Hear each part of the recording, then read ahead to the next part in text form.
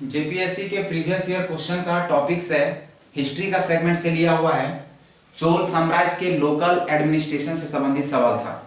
यानी चोल जो साम्राज्य था उसका लोकल एडमिनिस्ट्रेशन किस तरीके से चलता था, उसकी कार्य प्रणाली और उसमें किन शासकों का अहम योगदान था, इसके बारे में चर्चा इस वीडियो में हम लोग करेंगे।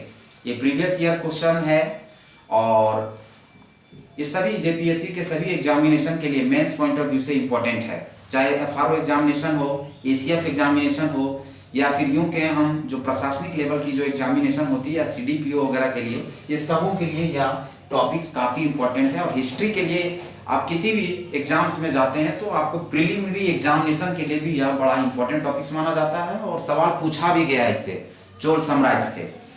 तो इंट्रो पार्ट में आप ये कह सकते हैं कि सर चोल साम्राज्य की जो चर्चा होगी ये 9वीं शताब्दी से लेकर 13वीं शताब्दी तक आपको ये बात रखनी है। 9वीं शताब्दी से लेकर 13वीं शताब्दी तक चोल लोगों ने अपना साम्राज्य स्थापित किया, अपना राज किया और अपना जो इकोसिस्टम डेवलप करके अपना साम्राज्य किस तकनीक से चलाया, इसकी चर्चा हमें शिलालेखों के माध्यम से मिली और उसको अंततोगत वह हिस्ट्री में बुक्स के रूप में और वन पेपर इसको लाया गया। विशेषताएं की जहां तक बात है, चोल साम्राज्य की जो सबसे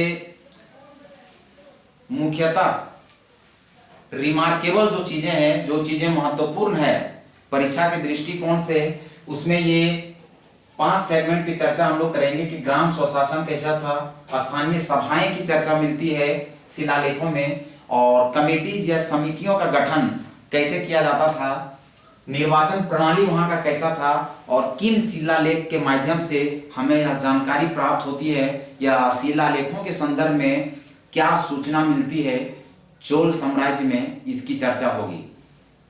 तो बेसिकली अगर हम लोग विशेषताएं में बात करें तो ग्राम स्वशासन यानी लोकल लेवल पे जो इसका एडमिनिस्ट्रेशन था चोल साम्राज्य के टाइम में, यह बहुत ही स्ट्रॉन्ग था, बड़ा इम्पैक्टफुल था और इन लोग अपना जो लोकल लेवल का जो साम्राज्य चलाते थे वो बहुत ही सिस्टमैटिक ढंग से चलाते थे। तो इनका लोकल विलेज सेल्फ गवर्नेंस बड़ा ही मजबूत था। हम कहेंगे कि बड़ा स्ट्रॉन्ग स्वशासन जो विलेज लेवल पे, रूरल लेवल पे, लोकल लेवल्स पे जो गवर्नेंस थी, बिल्कुल स्ट्रॉन्ग गवर्नेंस थी इन लोगों की चोल साम्राज्य में, लगभग सभी राजाओं की। इसके बाद हम बात करें स्थानीय सभाएं, तो स्थानीय सभाएं में 3 तरह की सभा होती थी। एक का नाम था सभा, जो गांव ब्राह्मण लोगों का गांव था उसका नाम सभा करते थे। जो गांव सामान्य लोगों का गांव था उसको हम लोग यूर बोलते हैं।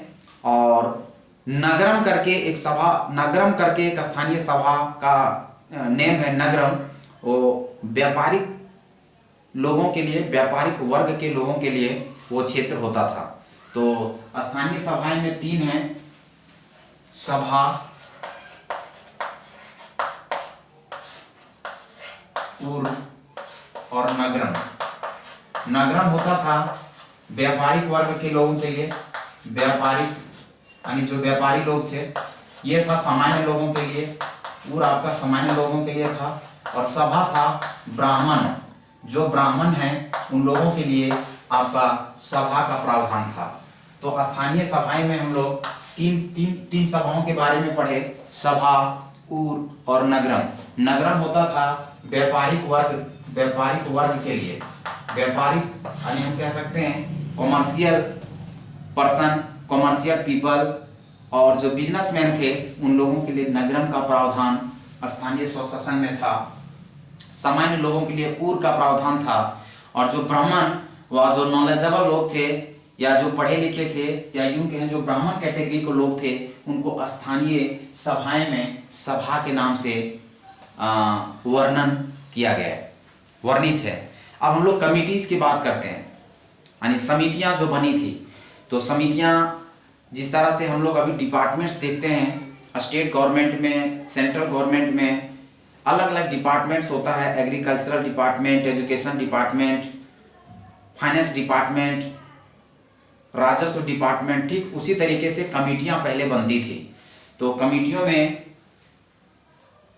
किन किन नामों से उनको जाना जाता था, इसके बारे में अगर हम लोग बात करें तो एरीवेरियम करके नाम रहता था। एरीवेरियम सिंचाई के लिए फेमस था।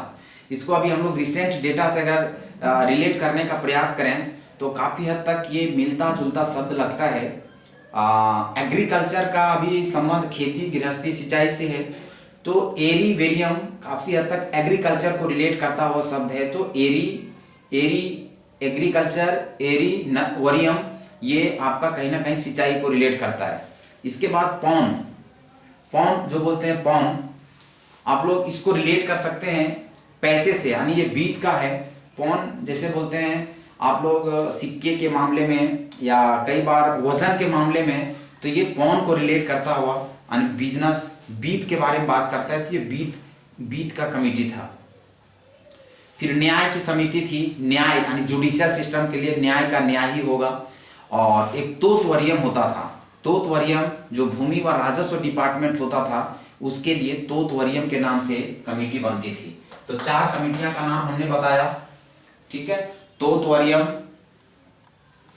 पौनवरियम, न्यायवरियम और एरीवरियम। एरीवरियम आपका सिंचाई का हो जाएगा, तोतवरियम आपका भूमि व राजस्व का हो जाएगा, एरीवरियम एग्रीकल्चर, तोतवरियम आपका हो गया, आप यूं कहें आपका भूमि व राजस्व का। बीत के लिए पौनवरियम और न्यायवरियम आपका न्याय के लिए, जुडिशियल सिस्टम के लिए, जुडिशियल कह सकते हैं कि डिपार्टमेंट के लिए, जुडिशियल डिपार्टमेंट के लिए ये समिति था। ये 4 आपको ध्यान रखना है, एरीवरियम, पौनवरियम, न्यायवरियम और तोतवरियम।